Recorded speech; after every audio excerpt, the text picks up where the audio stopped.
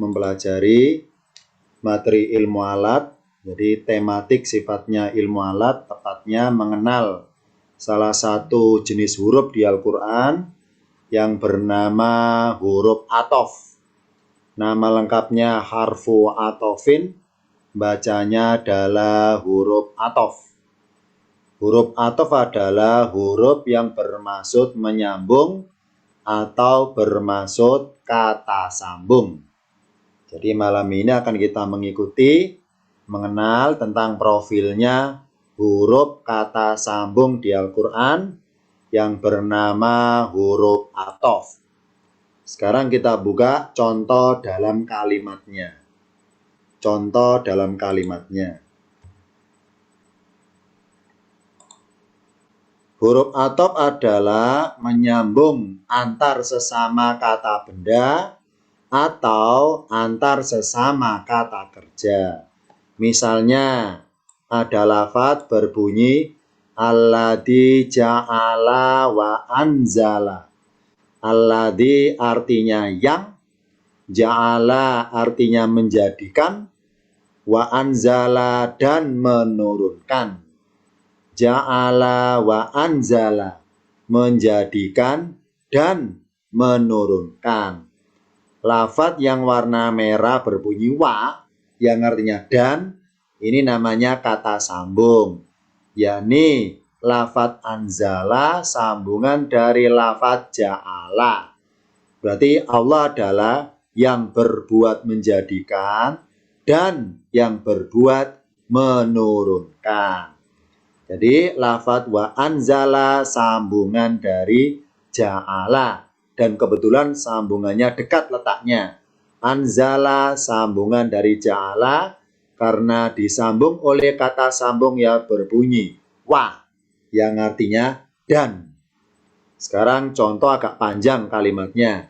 Alladzi ja'ala, yang menjadikan, lakum bagi kalian, al-ardo bumi, was-samaa dan langit.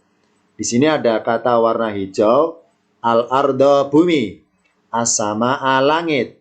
Tulisan was-samaa yang artinya dan langit, lafadz samaa sambungan dari ardo. Oh, berarti kedua benda ini atau kedua kata benda ini sebagai objek dari perbuatan Allah yang berbunyi ja'ala. Alladzi ja'ala, yang menjadikan, lakum bagi kalian wahai manusia, al-ardo was-samaa, bumi dan langit. As-samaa kata benda, karena cirinya tulisannya alif lam. Al-ardo juga kata benda, karena cirinya tulisan alif lam.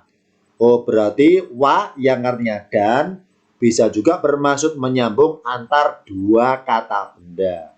Kalau yang atas warna biru, wa artinya dan menyambung antar dua kata kerja. Ja'ala menjadikan, anzala menurunkan. D, berarti wa anzala sambungan dari ja'ala dan was-samaa sambungan dari al-ardo. Sekarang kalimatnya agak panjang.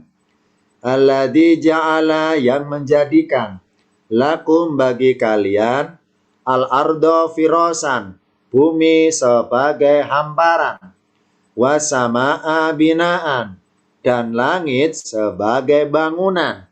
Tulisan was-samaa yang artinya dan langit, tulisan kata-kata berbunyi dan langit, ini bukan sambungan dari firosan, tapi sambungan dari al-ardo. Dari mana taunya? Untuk mengetahui lafadz wa di Al-Quran itu sambungan dari mana, karena wa bisa bermaksud kata sambung. Untuk mengetahui tulisan was-samaa yang artinya dan langit, itu sambungan dari mana ya? Kita lihat kata sebelah kirinya wa, yakni sebelah kirinya pas. Kalau sebelah kirinya wa ternyata kata tersebut tulisannya berawalan alif lam, maka wa di sini sambungan dari kata sebelumnya mundur ke belakang jauh yang tulisannya kembar. Sama dengan as-samaa, kembar apanya? Kembar cirinya berawalan alif lam. Mari kita cari mundur ke sebelah kanan. cari kata-kata yang tulisannya berawalan alif lam.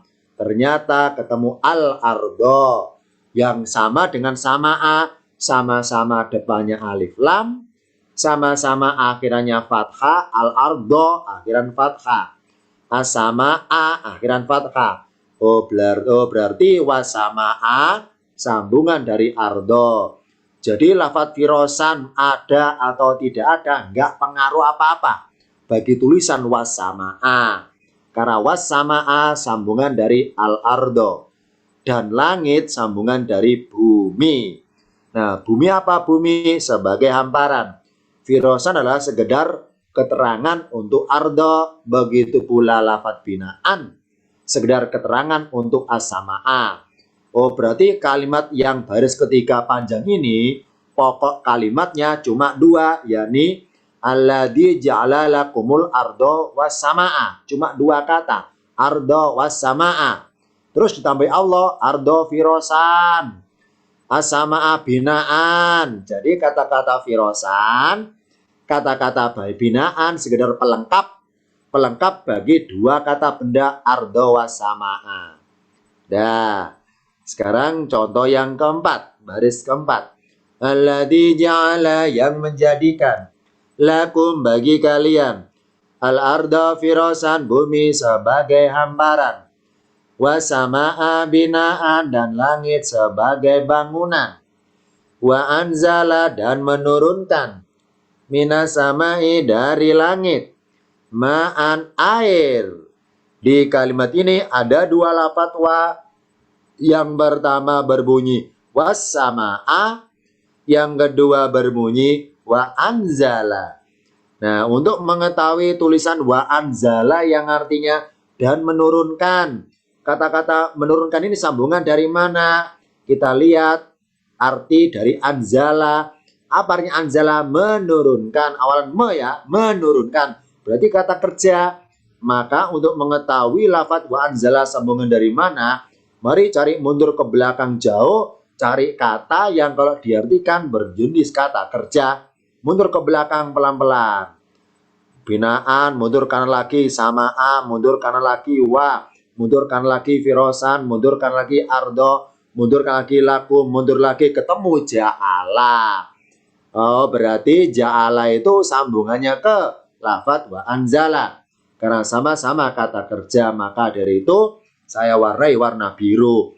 Oh, berarti tulisan alladzi ja'ala panjang sampai ma'an, pokok kalimat cuma dua, yakni alladzi ja'ala wa anzala. Alladzi ja'ala wa anzala, pokok kalimat cuma dua, ja'ala wa anzala. Oleh Allah supaya lengkap ditambahi setelah ja'ala lakumul ardo firosan. Setelah anzala ditambahi minas sama'i ma'an. Ini contohnya. Jadi wa anzala sambungan dari ja'ala, lah kalau wa sama'a sambungan dari al-ardo. Jadi meskipun secara tekstual tertulis sebelah kiri ini berbunyi wa anzala, sebelah kanannya binaan, bukan berarti bahwa tulisan wa anzala itu sambungan dari sebelah kanannya pas berbunyi binaan, bukan. Karena binaan dengan anzala beda jenis. Kalau binaan kata benda, anzala kata kerja. Ingat bahwa namanya huruf kata sambung itu menyambung antar kata yang kembar, sama-sama kata benda atau sama-sama kata kerja. Tidak boleh lain jenisnya.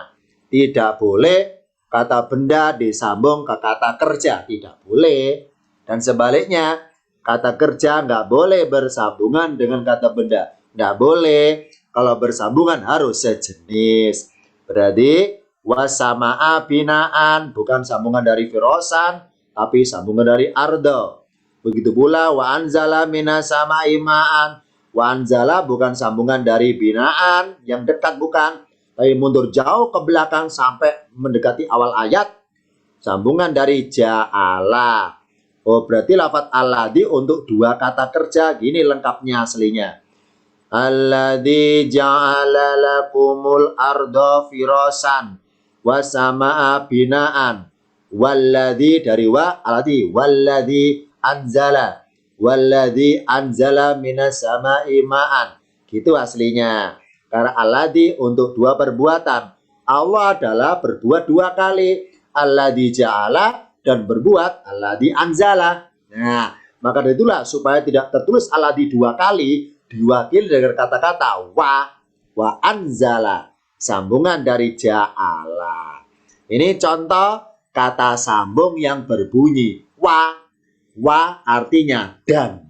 Contoh wa yang artinya dan yang bermaksud sebagai kata sambung.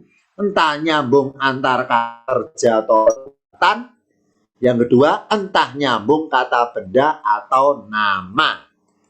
Sekarang kita buka contoh kata sambung yang lainnya. Misalnya wa. Di surat Al-Fatihah 5. Lafadz wa kata sambung. Huruf atof, huruf artinya kata bantu, atof artinya menyambung. Kata bantu menyambung, singkatnya namanya kata sambung. Kata sambung wa artinya dan. Apa fungsinya kalau kata sambung pakai wa di Al-Quran? Fungsinya adalah lafadz wa menyambung secara bersamaan atau secara berurutan. Contohnya, ada orang tanya, kamu punya apa? Saya punya spidol dan pulpen dan penggaris. Ya, nah, kata-kata dan berarti apa? Menyambung benda-benda yang saya punya. Kamu punya apa? Saya punya pulpen dan spidol dan penggaris. Oh, berarti saya nyebut duluan pulpen, terus spidol, terus penggaris. Maka niat saya mengatakan kata-kata dan bermaksud menyambung secara berurutan. Contoh lafadz wa bermaksud nyambung bersamaan. Misalnya bahasa Indonesia. Kamu lagi ngapain? Saya sedang melihat TV dan mendengar TV. Nah, saya sedang melihat TV dan mendengar TV. Oh, berarti perbuatan melihat dan mendengar itu bersamaan dikerjakan pakai lafadz wa yang artinya dan. Oh, berarti niat saya mengatakan saya melihat TV dan mendengar TV. Niat saya mengatakan kata-kata dan bermaksud menyambung perbuatan secara bersama. Nah, contoh di Al-Fatihah ayat 5 ada kata berbunyi Iyaka hanya padamu. Na'budu kami menyembah, wa iyaka dan hanya padamu. Nasta'inu kami minta atau kami mohon pertolongan. Di sini ada kata wa sambung dan. Wa iyaka nasta'inu dan hanya padamu kami minta pertolongan. Nah, untuk mengetahui wa iyaka sambungan dari mana, ya kita lihat sebelah kirinya wa. Ada kata iyaka, bermaksud kata ganti sosok pihak yang kedua, yakni Allah. Wa iyaka hanya padamu. Karena ka ini bermaksud kata ganti Allah berbunyi ka, yakni engkau atau mu. Berarti wa ini sambungan dari mundur, cari kata ke belakang sebelah kanan yang kata tersebut sejenis dengan iyaka. Mundur ke belakang nemu lafadz iyaka. Oh, berarti tulisan wa iyaka yang tengah ini sambungan dari iyaka yang pertama. Bukan sambungan dari na'budu, bukan. Na'budu adalah pelengkap bagi iyaka pertama. Begitu pula nasta'inu pelengkap bagi iyaka yang kedua. Berarti di sini bermaksud wa ini apa? Kata sambung. Nyambung apa? Nyambung amalan atau perbuatan secara berurutan. Jadi berbuat na'budu dulu, baru nasta'inu. Menyembah dulu yang benar, baru minta. Katanya, iyakah hanya padamu, na'budu kami menyembah. Oh, berarti kalau ada manusia tidak nyembah Allah, misalnya mereka tidak beriman, berarti kan nggak nyembah. Maka percuma mintanya. Kalau nggak nyembah Allah, percuma ngamalkan nasta'inu. Kalau nggak mengamalkan na'budu duluan. Karena urutannya na'budu duluan, menyembah dulu.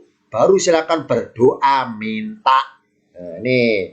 Iyakah hanya padamu, na'budu kami menyembah. Artinya dan. Iyakah hanya padamu, Nasta'inu kami minta pertolongan atau kami mohon pertolongan. Jadi lafadz wa yang terdapat di Al-Fatihah ayat 5 bermaksud menyambung perbuatan secara berurutan. Yani apa? Berbuat na'budu dulu, baru nasta'inu. Iyaka hanya padamu, na'budu kami menyembah. Yang menarik adalah susunan kalimatnya oleh Allah, redaksi dalam firman-Nya dibalik. Yani apa? Objeknya didahulukan. Iyaka dulu, baru berbuat na'budu. Tidak berbunyi na'buduka, kami menyembahmu. Tapi iyaka na'budu, mu kami menyembah. Hanya padamu kami menyembah. Akan kita ungkap hikmahnya apa oleh Allah. Lafadz iyaka ditaruh di sebelah kanan. Harusnya di sebelah kiri yang berbunyi kami menyembahmu. Ternyata kata-kata mu oleh Allah, objek mu atau ka, letaknya didahulukan sebelum na'budu.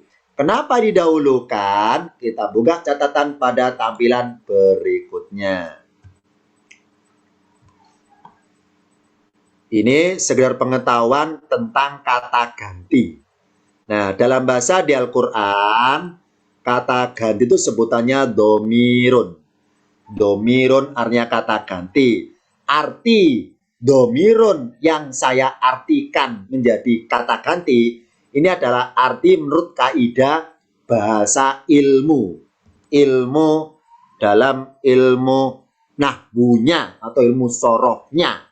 Kalau pengen tahu arti secara transit bahasa, domirun artinya orang yang terus-menerus merasa. Jadi orang yang punya rasa namanya punya domir. Karena secara bahasa domirun artinya orang yang terus-menerus mempunyai rasa. Rasa apa? Ya ini maksudnya merasa kalau sedang diomongin.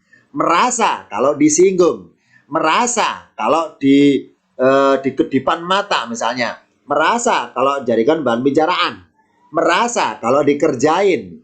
Merasa kalau diapa-apain. Nah, punya rasa itulah dinamakan domirun.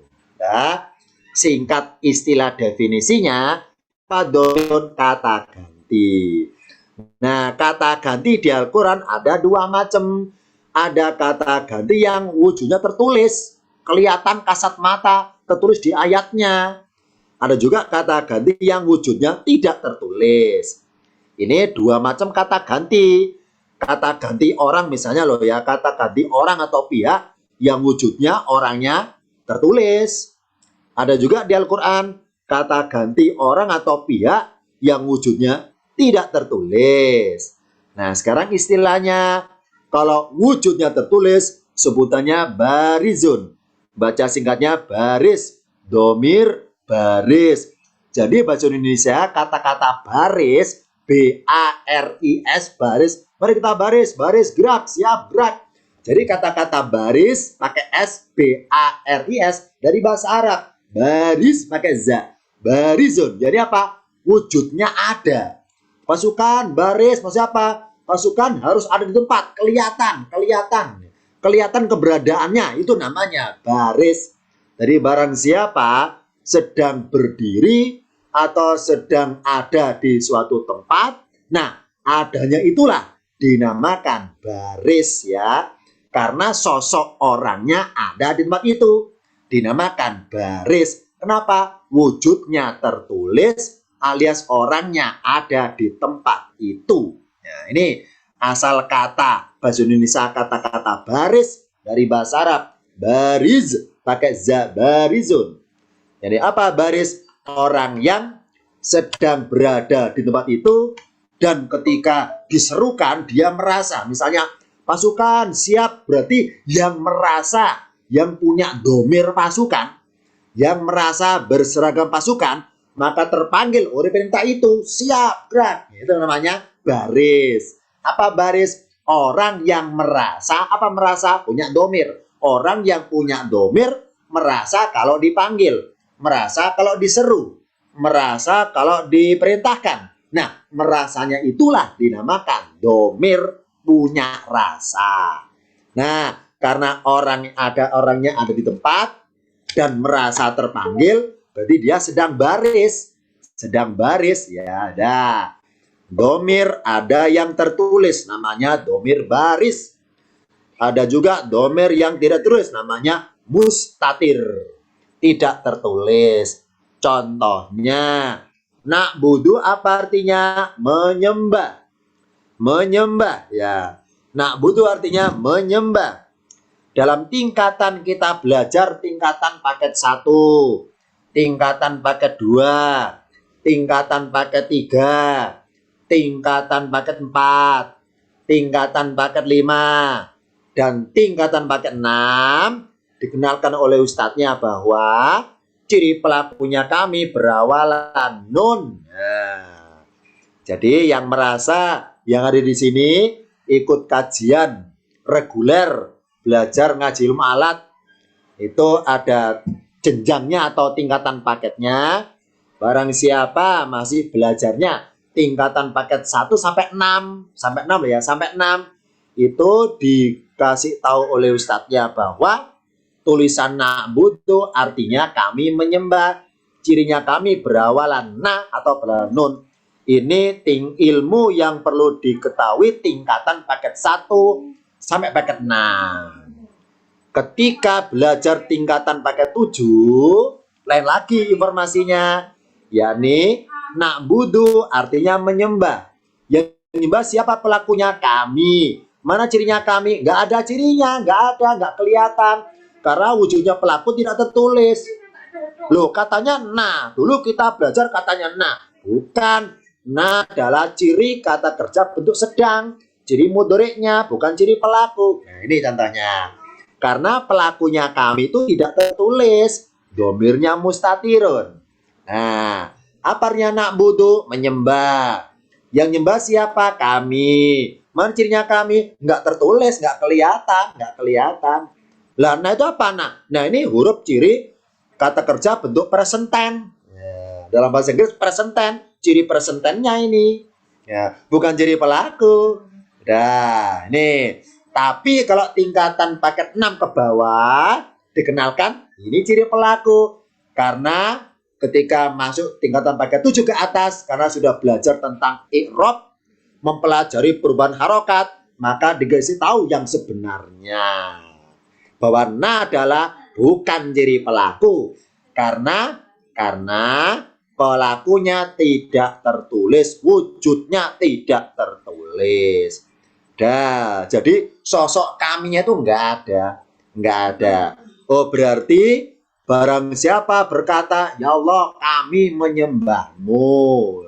Ya Allah kami menyembahmu. Siapa sih kami? Ya saya ini. Jadi jari kita nunjuk kita. Ya kami, ya Allah kami, ya Allah kami. Nah itu kan ya. Nah, apa hikmahnya kata-kata na'budu yang artinya kami menyembah? Kok tidak boleh kelihatan sosok kaminya itu? Jawabannya adalah kalau kata-kata na'budu yang artinya kami menyembah terus oleh Allah diperlihatkan sosok kaminya ini manusia, maka berkesan bahwa perbuatan menyembah itu murni perbuatan manusia. Murni perbuatan manusia, ini berbuat menyembah. Manusia bisa tidaknya menyembah itu atas jeripaya manusia sendiri. Tuhan Allah tidak ikut andil dalam keberhasilan perbuatan manusia menyembah tersebut. Makanya Allah, ini hikmahnya, kenapa Allah melarang memperlihatkan kaminya itu ketika menyembah, supaya nggak ada rasa sombongnya, nggak ada rasa memuji dirinya bahwa bisa menyembah karena jeripaya sendiri. Supaya ingat bahwa manusia itu bisa menyembah, Allah ikut campur dalam perbuatan berhasilnya nyembahnya itu. Misalnya Allah kasih kesehatan, maka bisa berbuat na'budu. Allah kasih keinginan, maka bisa buat na'budu. Allah kasih hidayah iman, maka bisa berna'budu. Allah kasih rasa senang atau kesempatan, maka bisa berna'budu. Oh, berarti pengakuan berupa aku atau kami tidak boleh kelihatan wujudnya. Ini hikmahnya. Berarti kesimpulan kasarnya, di balik perbuatan baik amal kita itu adalah di dalamnya ada perbuatan Allah yang nggak kelihatan. Contohnya, orang jatuh saya tolong. Hakikatnya adalah Allah yang menolong, cuma lewat tangan saya. Makanya saya nggak boleh bilang, ya Allah, itu tadi amalan saya loh, nolong itu loh. Itu tadi amalan saya loh, yang nolong loh. Nggak boleh. Nah, makanya kata-kata saya menolong atau aku menolong, itu domirnya, wujudnya nggak boleh tertulis, nggak boleh diperlihat-lihatkan, nggak boleh dipamer-pamerkan kepada Allah, nggak boleh diakui bahwa itu jerih payah sendiri nolong orang itu, nggak boleh. Makanya tidak boleh tertulis ciri pelakunya kami atau ciri pelakunya aku, nggak boleh tertulis, berarti nggak boleh diperlihat-perlihatkan. Nah, sekarang domir atau kata ganti yang tertulis ada dua macam. Ada tertulis bersambungan, ada tertulis terpisah. Contohnya apa bersambungan? Misalnya abadna artinya kami menyembah. Abadna kami menyembah. Ya. Mana cirinya kami? Akhiran nah. Nah ini ciri pelaku. Abadna kami menyembah. Ini namanya ciri pelaku nah bersambungan langsung dengan kata kerjanya abad. Abad itu kata kerjanya. Nah warna merah adalah pelakunya. Dengar pelakunya menyatu, bersambungan menyatu dengan perbuatannya. Makanya dalam bahasa di Al-Quran, setiap ada fi'il pasti ada fa'il. Setiap ada perbuatan pasti ada pelakunya. Makanya kata-kata abad, apa artinya abad? Menyembah. Siapa menyembah? Kami. Mana tandanya kami? Akhiran na. Oh berarti abadna dihitung satu kata. Kenapa satu kata? Karena pelaku kami sudah bersambungan menyatu. Menyatu langsung dengan perbuatannya. Abadna artinya kami menyembah. Sekarang contoh yang bersambungan lagi sebagai objek. Kalau na di sini kami sebagai subjek atau pelaku.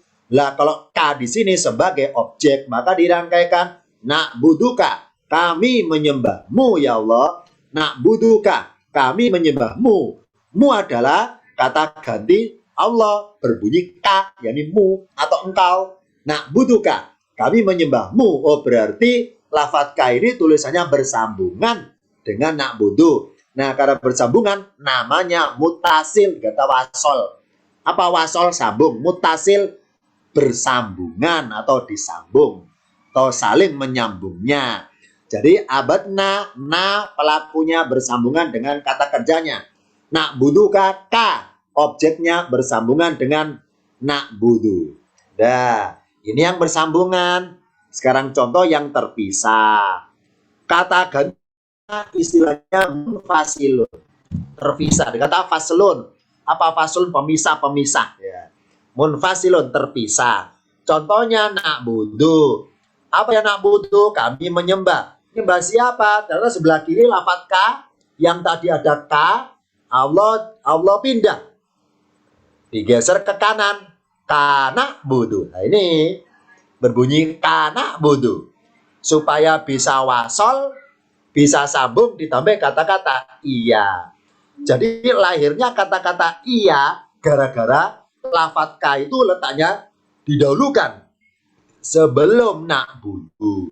Gara-gara didahulukan, maka iyanya muncul. Iya ka. Jadi iya itu sekedar sebagai supaya wasol ya. Supaya terbacanya objek yang didahulukannya itu. Maka bentuk jadi di Al-Fatihah, iya ka na'budu, hanya padamu kami menyembah. Asal mulanya di atas kiri, na'buduka, kami menyembahmu. Ini asal mulanya berbunyi na'buduka, kami menyembahmu. Nah sekarang kita ungkap sebentar tentang kenapa di Al-Fatihah nggak berbunyi na'buduka wa nasta'inuka, kami menyembahmu dan kami minta tolong padamu. Kenapa nggak berbunyi na'buduka? Jawabannya adalah kalau berbunyi na'buduka berarti tulisan na'buduka terdiri dari subjek, predikat, objek. Siapa subjeknya? Kami. Apa predikatnya? Menyembah. Apa objeknya? Mu atau kamu itu Allah. Siapa subjeknya? Kami, yakni manusia. Manusia. Apa perbuatannya manusia? Menyembah. Predikatnya menyembah. Siapa yang disembah? Allah. Objeknya Allah. Nah, kalau berbunyi na'buduka, maka kalimat ini kayak kalimat bahasa Arab biasa, bukan kalimat firman Tuhan. Kenapa? Karena firman ajaran bahasa Arab tapi bermuatan ajaran. Apa ajarannya? Yakni kalau berbunyi na'buduka berarti berkesan bahwa Allah adalah objek bagi manusia untuk disembah. Saya ulangi, Allah posisinya sebagai objek bagi manusia untuk disembah. Jadi berkesan bahwa manusia adalah subjek. Nah, karena subjek, apa perbuatan manusia? Menyembah. Nyembah apa saja? Terserah manusianya. Entah nyembah batu, nyembah gunung, nyembah matahari, nyembah pohon, atau nyembah Allah.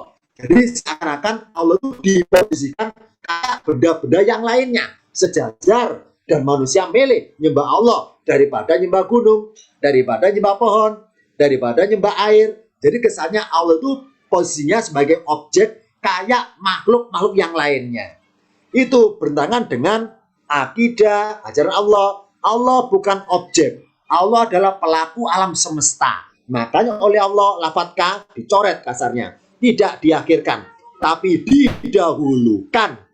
Didahulukan. Iyaka dulu, baru na'budu. Maksudnya apa? Yakni kita itu bisa berbuat menyembah kalau ada Allah.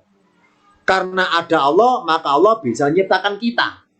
Dan Allah bisa menciptakan perbuatan kita. Yaitu apa? Menyembah. Jadi kita nggak mungkin bisa berbuat na'budu kalau nggak ada Allah. Makanya Allah ada duluan kasarnya, baru adanya kita. Allah duluan, baru lahirlah perbuatan kita na'budu. Lahirlah perbuatan kita. Apa nasta'inu. Kenapa iyaka atau ka didahulukan? Karena Allah adalah pelaku alam semesta. Allah bukan objek. Justru manusialah sebagai objek bagi Allah.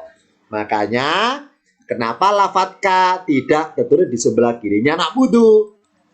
Kalau di sebelah kiri berarti Allah sebagai objek, kita subjeknya.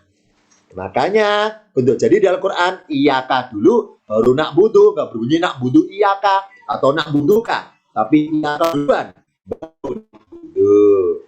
Berikutnya nahnu kami, na'budu kami, namanya terpisah. Maksudnya apa? Lafadz nahnu sudah cukup, nggak pakai na'budu nggak apa-apa, namanya terpisah.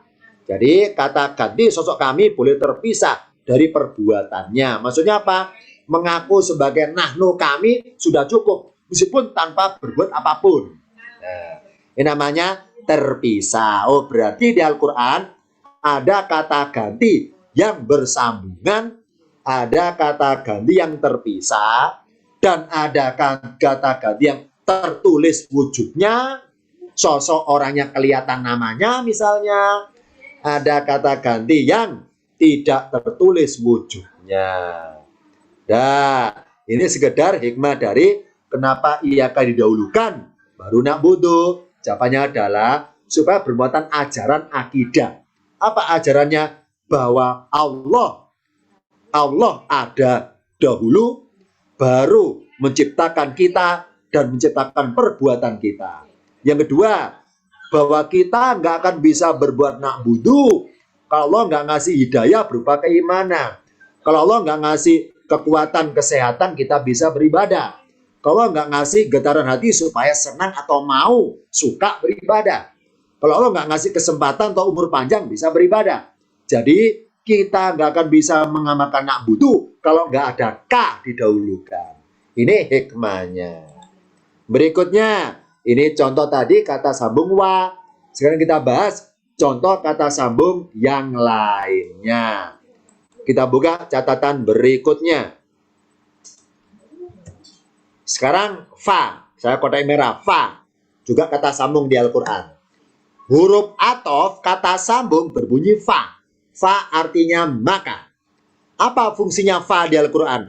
menyambung secara langsung, menyambung perbuatan secara langsung. Kalau wa, menyambung berurutan atau menyambung bersamaan. Kalau fa, menyambung secara langsung.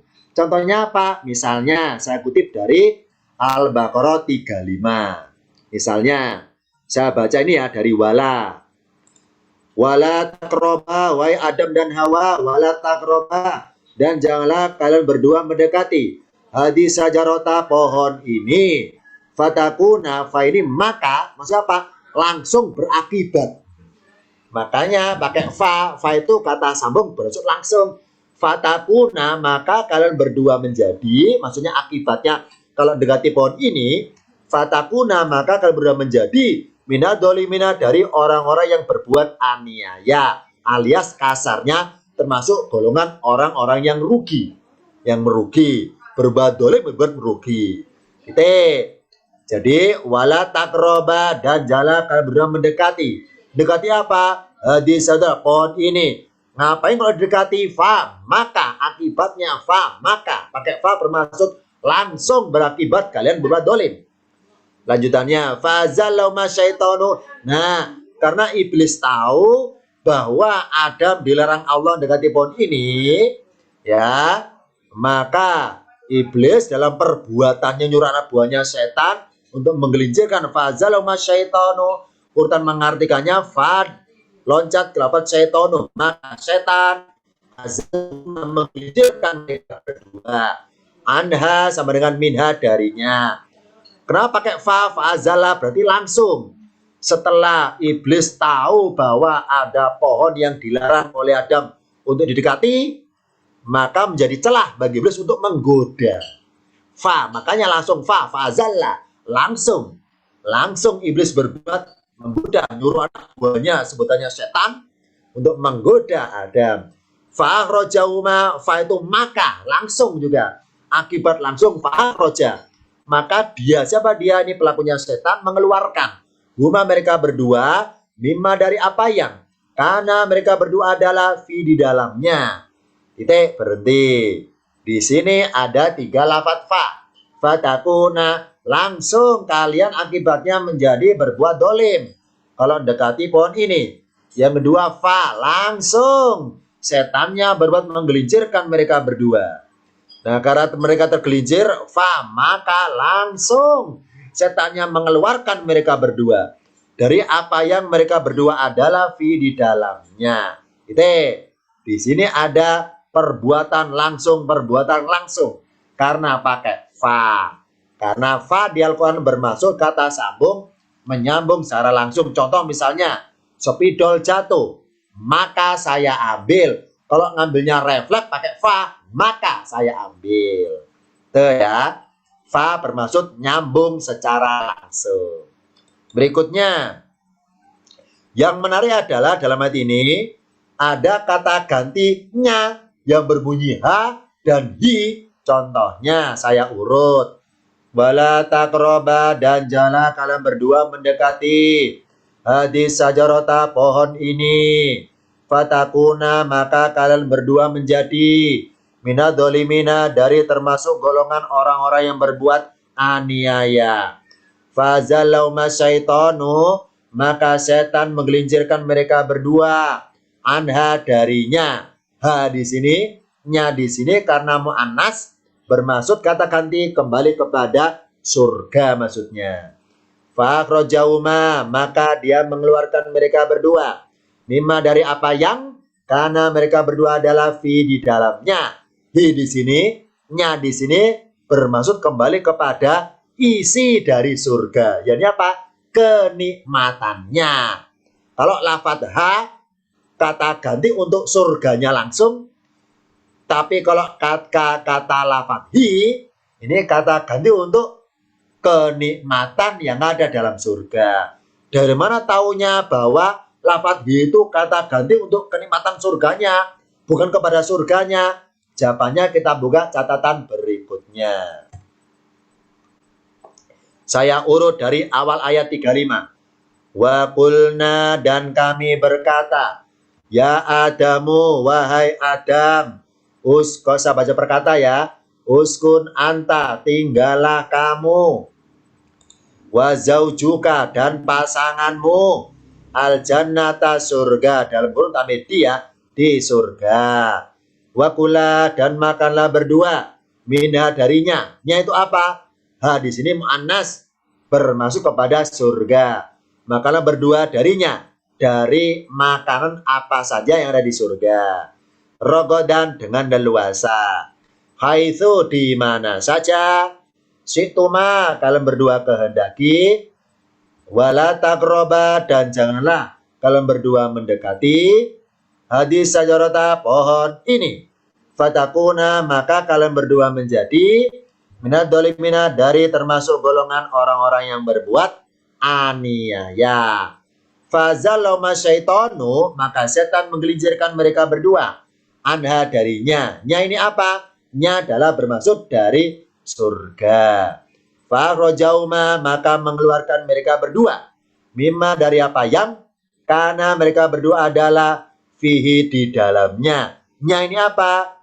Fihi, di dalamnya. Misalnya hi saya ganti ha, fiha, di dalamnya. Sama artinya, fihi, di dalamnya, fihi, di dalamnya. Misalnya berbunyi fiha, maka gampang mendeteksinya, jelas kepada surga. Kenapa? Pakai ha, fiha.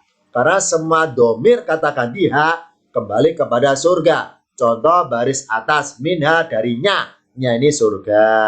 Baris ketiga, anha, darinya. Nya ini surga. Kalau berbunyi fiha, fiha, di dalamnya. Nya ini surga. Berhubung pakai fi, maka bermaksud sesuatu yang tersembunyi di dalam surga. Apa yang tersembunyi dari lafaz jannata di sini? Kita buka tampilan berikutnya. Keterangannya tercantum di surat At-Taubah ayat 21.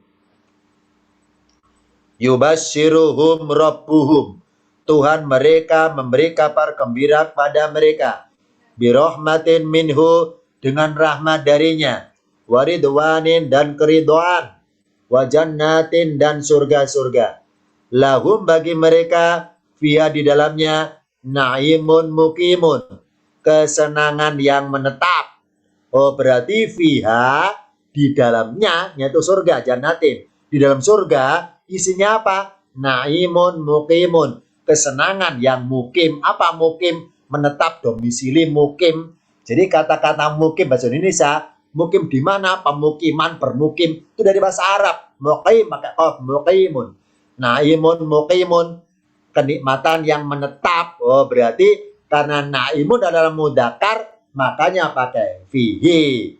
Berarti setan itu mengeluarkan mereka berdua dari rasa nikmatnya menikmati surga menjadi nggak nikmat lagi. Kenapa nggak nikmat lagi? Gara-gara melanggar larangan Allah.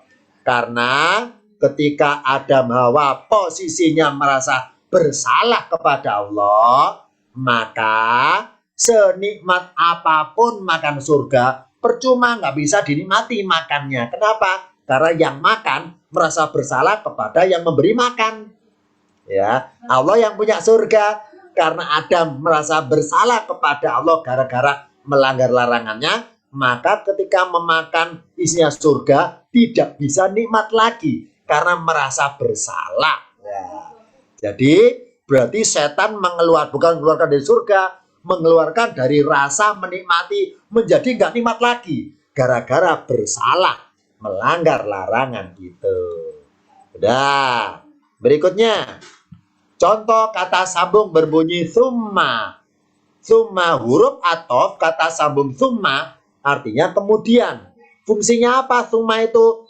Menyambung tenggang waktu lama. Misalnya spidol jatuh, maka saya ambil. Kalau ngambilnya refleks atau langsung, bahasa Arabnya pakai fa, maka. Contoh pakai summa misalnya, spidol jatuh. Kalau ngambilnya besok pagi atau besok sore itu pakai summa. Kemudian saya ambil. Beda loh ya. Spidol jatuh, maka saya ambil. Spidol jatuh, kemudian saya ambil. Beda.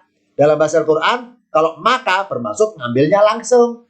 Kalau kemudian bermaksud ngambilnya nanti. Entah 1 jam nanti, entah 2 jam nanti, entah besok pagi, entah minggu depan, pokoknya tenggang waktu lama alias tidak langsung. Contoh dalam ayatnya. Ini saya ngutip dari Al-Baqarah 28. Lengkapnya berawalan kaifa sebetulnya. Kaifa takfuruna billahi. Ini sindiran Allah kepada manusia yang ingkar atau kafir. Wahai manusia, kaifa takfuruna billahi. Bagaimana kalian ingkar kepada Allah? Wa kuntum, sedangkan kalian dahulunya adalah amwatan, benda-benda mati.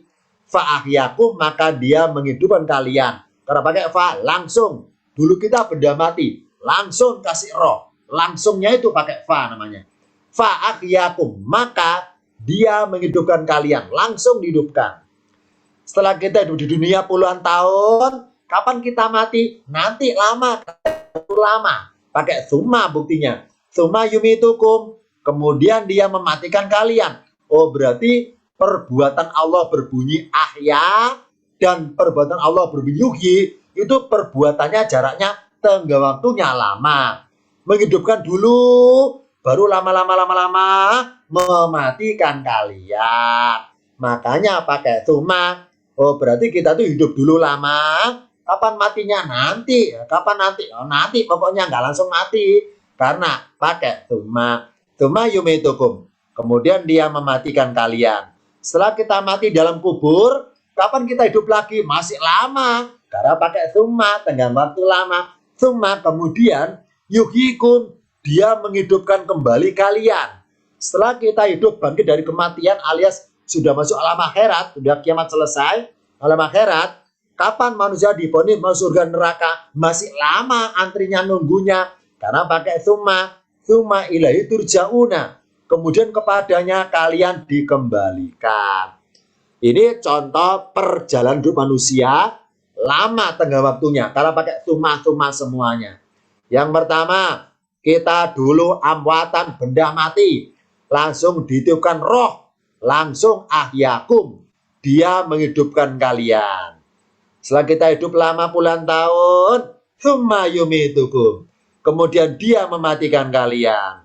Setelah kita mati dalam kubur lama, summa yuhyikum. Kemudian dia menghidupkan kembali kalian. Setelah kita hidup lagi di alam akhirat, nggak langsung dengan neraka, nunggu lama. Karena pakai summa ilaihi. Kemudian kepadanya turja'una, kalian dikumpulkan, dengan kalian dikembalikan. Kenapa pakai summa? Sebagaimana hadis Rasul bilang bahwa nanti manusia itu ngumpul di padang mahsyar itu sekitar 50.000 tahun. Ya, baru divonis surga atau neraka. Makanya pakai summa. Yang kedua, ada juga bahwa orang-orang miskin itu masuk surga mendahului orang kaya. Jarak mendahulunya 500 tahun sebelum orang-orang kaya. Oh, berarti manusia itu di mahsyar begitu tahunan, ribuan tahun. Ya, makanya pakai summa. Setelah Allah hidupkan, bangkit dari kematian, nggak langsung surga neraka, tapi lama. Lama tuh nunggu ngapain? Audit amalan, timbang-timbangan amalan. Itu yang buat antri lama. Nah, karena lama makanya pakai summa. Orang kaya lama auditnya. Kenapa? Karena dia hartanya banyak. Orang miskin auditnya sebentar. Kenapa? Karena hartanya sedikit. Maka kata Rasul, orang miskin mau surga duluan dibanding orang kaya. Nah, duluannya itu jaraknya 500 tahun sebelum orang-orang kaya. Nah, ini summa menggambarkan tenggang waktu lama. Yang menarik adalah Allah nyindir manusia. Dulu manusia itu benda mati. Dari benda mati Allah hidupkan, kasih roh. Wa kuntum amwatan. Wahai manusia, kalian itu dahulunya adalah amwatan, benda-benda mati. Karena tulisan amwatan berakhiran tanwin, maka dalam penafsirannya para mufasir, ini penafsirannya umum, macam-macam. Ada menafsirkan bahwa manusia itu dulu itu tanah kan benda mati, terus hidup. Manusia dulu itu ada unsur air, kan benda mati terus hidup. karena tanwin maka pengertiannya umum. Contoh pengertian amwatan karena tanwin ya contoh. Wahai manusia, kuntum, kalian adalah dulu benda mati. Benda mati apa? Dalam diri kalian manusia, ada kalau rohnya dicabut, maka tinggal benda mati kalian tuh. Apa? Ya nih, dalam diri kalian ada unsur apinya, ada unsur anginnya, ada unsur airnya, ada unsur tanahnya. Dari bahan baku ini dan baku api terciptalah nafsu. Dari bahan baku angin terciptalah udara, maksudnya dan di kita ada oksigennya. Dari bahan baku air terciptalah darah, darah itu cair. Dari bahan baku tanah terciptalah tulang, tulang dari tanah. Nafsu, udara, darah, dan tulang. Api sifatnya menyala ke atas, maka hikmahnya kenapa sholat berdiri kepala di atas. Angin sifatnya berembus datar, makanya gerakan sholat ruku kepala datar. Air itu sifatnya mengalir ke bawah, makanya gerak sholat sujud kepala di bawah. Tanah itu sifatnya diam rendah, makanya gerak sholat duduk rendah. Oh, berarti salah satu hikmah dari gerak sholat ada 4. Berdiri, ruku, sujud dulu adalah bermaksud kepada menjiwai adanya 4 unsur alam semesta di dalam diri kita itu. Ketika rohnya belum dimasukkan misalnya. 3 ini ya, 4 ini. Berarti bertasbihnya api, tasbih kan memuji Allah. Bertasbihnya api lewat gerak sholat kita berdiri. Bertasbihnya angin lewat gerak sholat kita ruku. Bertasbihnya air lewat gerak sholat kita sujud. Bertasbihnya tanah pada Allah lewat gerak sholat kita duduk. Oh, berarti ke-4 unsur benda mati ini bertasbihnya melalui media. Siapa medianya? Manusia medianya. Manusia. Oh, berarti jika manusia tidak bersedia berdiri, ruku, sujud, duduk, maka ke-4 benda ini tidak ada media untuk muji Allah, maka marah kepada manusia. Apa marahnya api? Menghanguskan, membakar benda-benda. Apa marahnya angin? yakni puting beliung, merobohkan rumah-rumah manusia. Apa marahnya air? Menenggelamkan, menghanyutkan benda-benda milik manusia. Apa marahnya tanah? Menggetarkan, gempa, menggoncangkan rumah-rumah manusia. Kalau manusia masih bersedia berdiri, ruku, sujud, duduk, maka keempat ini masih mau bersahabat, ya, bersahabat dengan manusia. Kenapa? Karena senyawa, merasa bisa terlampiaskan pujian kepada Allah lewat media manusia. Maka kita hikmahnya sebagai khalifah adalah sebagai media memimpin benda-benda semesta untuk memuji Allah. Kita yang mimpin. Mimpinnya lewat gerak sholat tersebut. Mimpin angin, mimpin api, mimpin air, mimpin tanah. Manusia yang mimpin untuk menyembah kepada Tuhannya. Semua benda ini bermakmum bahkan menyatu dalam diri manusia. Ini hikmahnya. Hikmahnya dari 4 gerakan sholat. Berikutnya, huruf atof lagi, kata sambung lagi, misalnya hatta. Huruf atof kata sambung hatta. Apa artinya hatta? Sehingga. Fungsinya hatta itu apa? Menyambung apa? Menyambung dari awal sampai akhir. Contoh ayatnya. Fadarhum, maka biarkanlah mereka. Yahudu, mereka tenggelam dalam keduniawian. Wayal abu, dan mereka main-main dalam hidupnya itu. Hatta sehingga yulaku, mereka menemui yaumahum, hari mereka, alladzi yu'aduna, yang mereka dijanjikan untuk diaudit amalan mereka itu. Apa hatta sehingga? Berarti hatta yulaku sambungan dari yal'abu. Jadi semenjak mereka main-main dalam hidupnya, ya sudah biarin, nggak usah diperingatkan lagi, biarin. Hatta sehingga mereka menemui hari audit amalannya di hadapan Tuhan mereka itu. Apa hatta? sambungan dari awal semenjak mereka yal'abu, main-main, biarkan sampai berakhirnya dunia itu, sampai berakhirnya mereka menghadap yulaku, menemui hari mereka, hari audit amalan yang dijanjikan kepada mereka. Ini hatta menyambung dari awal sampai akhir. Makanya contohnya misalnya dalam ayat ini, perbuatan ya'labu dibiarkan sampai berakhirnya yal'abu itu sendiri, sampai mereka berbuat yulaku, menemui hari mereka. Contoh lagi kata sambung au. Huruf ataf kata sambung au artinya atau. Fungsinya apa? Au itu menyambung pilihan. Pilihan apa? Pilihan dalam kalimat berita. Langsung kesimpulan ini. Apa kesimpulannya? Kalau nemu ayat di Al-Quran, ada kata-kata au artinya atau, berarti ayatnya bermaksud kalimat berita, memberitakan atau ngasih tahu. Contohnya ayat ini. Manansa, apa yang kami hapuskan. Min ayatin, dari suatu ayat. Au nunsiha, atau kami jadikan manusia lupa padanya. Nakti bi khairin, kami datangkan yang lebih baik. Minha, darinya. Au misliha, atau semisalnya. Titik. Di sini ada kata au ya. Au nunsiha sambungan dari mana?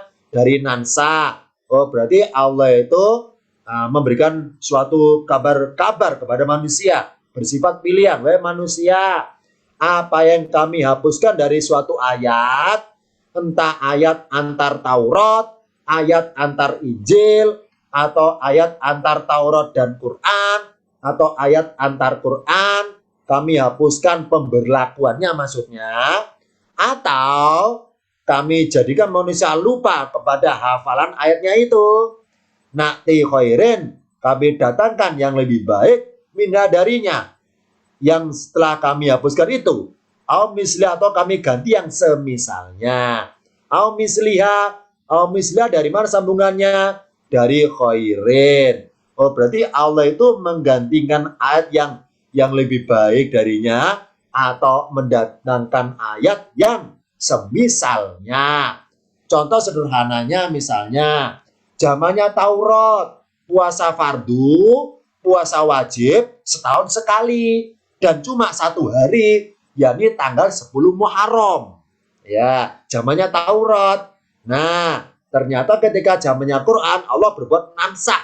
Kami hapuskan pemberlakuan puasa fardu, tidak lagi Muharram, tapi Ramadan. Itu pun nggak satu hari, tapi 1 bulan. Nah, ini namanya Allah menghapus pemberlakuan di Taurat puasa wajib, zamannya Quran ya diganti di bulan Ramadan. Maka dari itu, semenjak Ramadan jadi puasa fardu, maka status puasa 10 Muharram yang dulunya fardu turun 1 strip derajatnya menjadi sunnah. Tapi sunnah yang paling tinggi. Sunnah yang paling tinggi nempel di bawah Ramadan pas. Kenapa nempel? Karena dulunya pernah fardu. Makanya kata Rasul, dari puasa sunnah yang paling tinggi itu, derajatnya paling tinggi, itu puasa 10 Muharram. Karena dulunya pernah fardu, pernah wajib. Nah, turun 1 tingkat dikarenakan Allah menghapus pemberlakuan 10 Muharram. Diganti dengan Ramadan. Oh, berarti kata-kata au bermaksud memberitakan atau ngasih tahu. Berikutnya, contoh lagi huruf athof am. Ini terakhir. Huruf athof kata sambung am. Apa sih artinya am? Atau. Arti singkatnya atau, arti sempurnanya ditambahi ka atau ka. Kenapa tambahi ka? Jawabannya adalah karena am itu bermaksud menyambung pilihan dalam kalimat tanya. Dalam kalimat tanya, contohnya, innalladzina kafaru, sungguhnya orang-orang yang mereka telah kafir, Muhammad, sawaun alaihim, sama saja atas mereka. Andar tahum, apakah, ini apakah ya, hamzah pendek bawah ini apakah. Andar tahum, apakah kamu telah beri peringatan mereka, amlam, ataukah belum, tundirhum, kamu beri peringatan mereka, la yu'minuna, mereka tidak beriman. Karena diawali kata-katanya tanya apakah, makanya kata sambungnya pakai am ataukah. Wahai Muhammad, ini kasarnya. Wahai Muhammad, sebetulnya percuma saja sebetulnya. Orang-orang kafir di Madinah itu, engkau beri peringatan, ataupun belum, ataupun tidak, sawaun sama saja, nggak akan mau beriman. Percuma sebenarnya, percuma.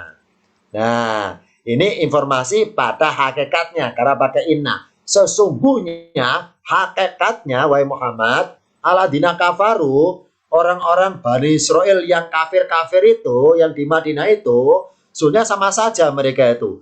Sama saja dalam hal apa? Yakni dikasih tahu apa enggak, percuma.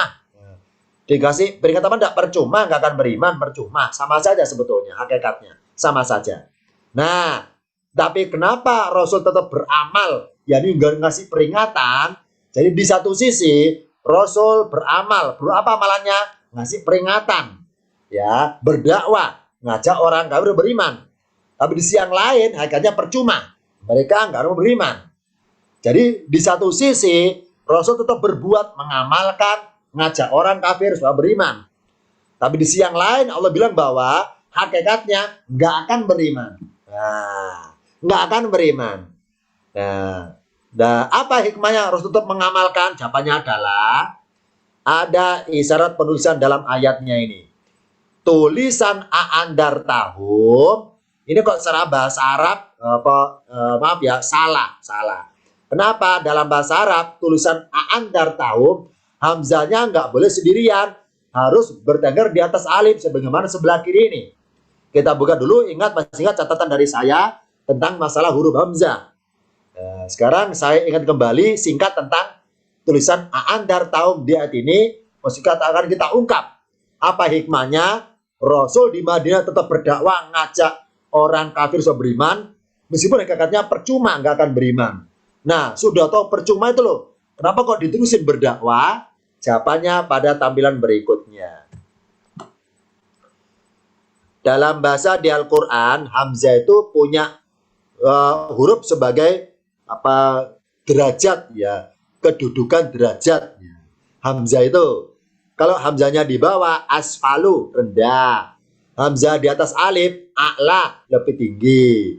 Hamzah adalah mempunyai sifat sebagai huruf penempatan derajat. Kalau hamzahnya tertulis di bawah, derajatnya rendah, asfalu. Kalau hamzahnya di atas alif, di atas waw, di atas ya misalnya, berarti kan dia terangkan di atas kan, maka a'la, lebih tinggi. Jadi ada hamzah yang statusnya asfalu, lebih rendah.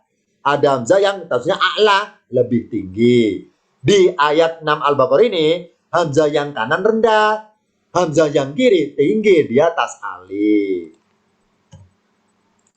Dalam bahasa Arab, tulisan A'andar tahu seperti ini, a'a ya. Jadi hamzah beralif, sama-sama beralif, A'andar tahu. Karena kata artinya apakah, tulisannya hamzah beralif. Hamzah di atas alif, A'andar tahum, ini dalam bahasa Arab. Tapi di Al-Quran tidak seperti itu. Yang sebelah kanan nggak pakai alif. Hamzah saja nggak ada alifnya. Ini dalam uslub, apa uslub? Gaya bahasa Quran. Dalam gaya bahasa Quran, tulisan A'andar tahum, A, hamzahnya pendek. Andarta, hamzah di atas. Kalau gaya bahasa Arab, A'andar tahum, A, dua-duanya di atas. Nah, akan kita ungkap kenapa Quran pakai isyarat hamzah di bawah, hamzah di atas. Kita buka catatan berikutnya. Arti perkataan A'andar tahum, apakah kamu telah beri peringatan mereka?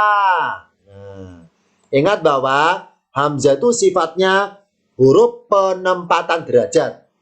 Nah, di satu sisi Allah bilang bahwa wahai Muhammad, hakikatnya percuma. Percuma, sama saja engkau beri peringatan mereka apa enggak, percuma, enggak akan beriman. Tapi Rasul tetap mengamalkan, ngasih beri peringatan. Kenapa? Karena perbuatan Rasul beri peringatan itu sama dengan perbuatan mulia.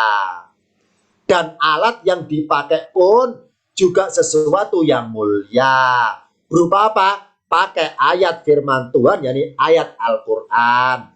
Jadi Rasul itu ngingetin orang kafir di Madinah, ngingetinnya, menasehatinya, bukan redaksi kalimatnya itu karangan Rasul, tapi pakai firman Tuhan. Ya, ibarat secara kekuatan hukum, dalilnya supaya kuat. Bahwa dari Tuhan informasinya tentang neraka, bukan karangan saya, gitu intinya. Jadi Rasul berbuat mulia. Apa mulianya itu? Memberi peringatan orang yang masih berdosa. Pakai alat apa ngasih peringatannya? Pakai ayat Al-Quran. Ayat sesuatu yang mulia. Perbuatan Rasul mulia. Rasul pun sosok orang yang mulia. Jadi orang yang mulia sedang berbuat kemuliaan pakai alat yang mulia dari Tuhan yang maha mulia. Nah, wahyunya berupa apa? Saya ngutip dari surat lain, Asy-Syura 7. Wa kadzalika, dan seperti itulah, auhayna ilaika wa Muhammad, kami wahyuan kepadamu Qur'anan Arabian, bacaan yang berbahasa Arab, litundira, supaya engkau beri peringatan umal qura, yakni penduduk negeri atau induknya negeri-negeri. Wa man haulaha, dan siapa saja yang domisili di sekitarnya. Watundira, dan supaya engkau beri peringatan yaumal jam'i, adanya hari berkumpul, lari babi yang gak ada keraguan di dalamnya. Wahyu Quran yang mulia dipakai alat oleh Nabi untuk perbuatan mulia juga. Jadi berbuat, memberi peringatan kepada mereka. Oh, berarti Quran adalah sebagai alat litundiro, untuk dipakai alat memberi tundiro, memberi peringatan. Alatnya pakai Al-Quran. Maka karena Rasul berbuat mulia, huruf Hamzah, siapa sih pelakunya Andarta? Yani kamu. Siapa, mana cirinya kamu? Akhiran ta. Nah, siapa kamu di sini? Rasul. Kalau Rasul berbuat peringatan, berbuat ngasih peringatan, itu perbuatan mulia. Maka untuk menggambarkan begitu mulianya perbuatan Rasul, maka derajat, ya, derajatnya Rasul Allah tinggikan, Allah muliakan. Hamzah adalah posisi orangnya, maksudnya.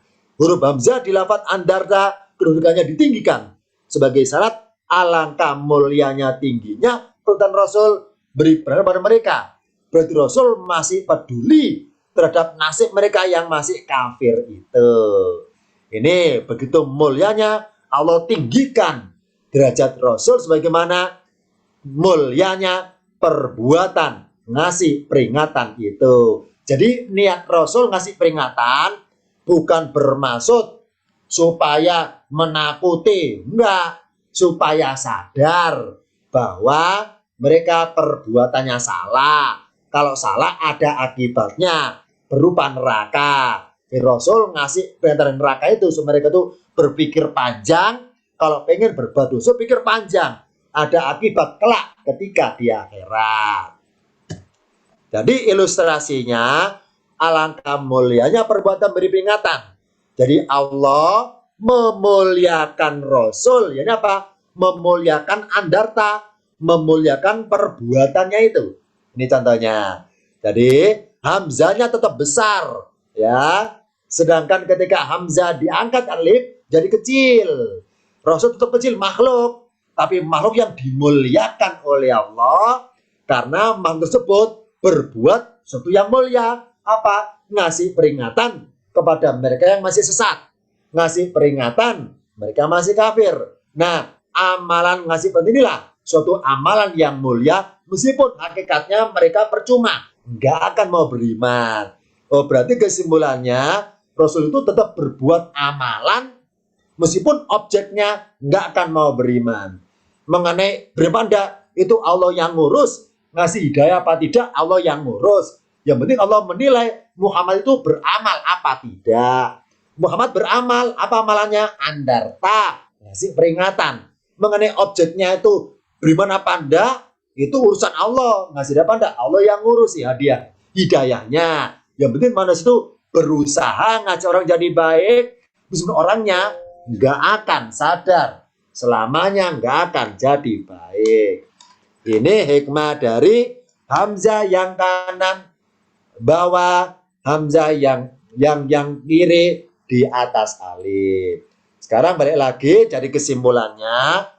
Contoh huruf-huruf kata sambung atau di Al-Quran tadi saya kenalkan wah dan menyambung secara bersamaan atau berurutan. Fa maka menyambung perbuatan secara langsung. Suma kemudian menyambung ada tenggang waktu lama. Hatta sehingga menyambung dari awal sampai akhir. Atau menyambung dalam kalimat berita. Pilihan dalam berita. Ataukah menyambung pilihan dalam kalimat tanya. Demikian singkat kita mengenal contoh 6 kata sambung di Al-Quran. Untuk hari ini sebelum diakhiri barangkali ada yang tanyakan silakan dalam tema hari ini membahas tentang kata-kata sambung. Baik, silakan boleh dibacakan oleh pertanyaan pertama. Apakah ciri domir mutasil domirnya itu di belakang dan domir munfasil itu cirinya domir di depan?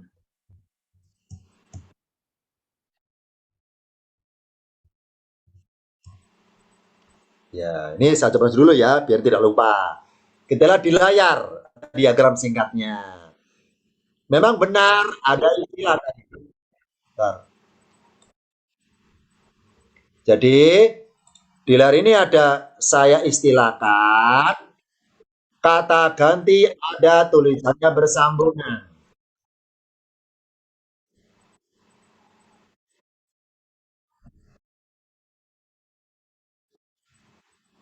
Kalau bersambungan benar letaknya di sebelah kiri.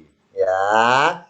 Kalau terpisah benar letaknya di sebelah kanan dari kata kerjanya loh ya. Ini kata kerja na'budu kan kata kerja. Benar. Kalau domir kata gantinya terpisah di sebelah kanannya letaknya. Kalau domir kata gantinya bersambungan di sebelah kirinya langsung pas. Benar. Ada lagi dibacakan barangkali? Pertanyaan kedua. Untuk domir mutasil untuk fiil apa saja? Intinya adalah boleh bersambung dengan isim atau tidak. Di Al-Quran untuk malam ini memang saya hanya mengenalkan kata sambung yang berjenis huruf.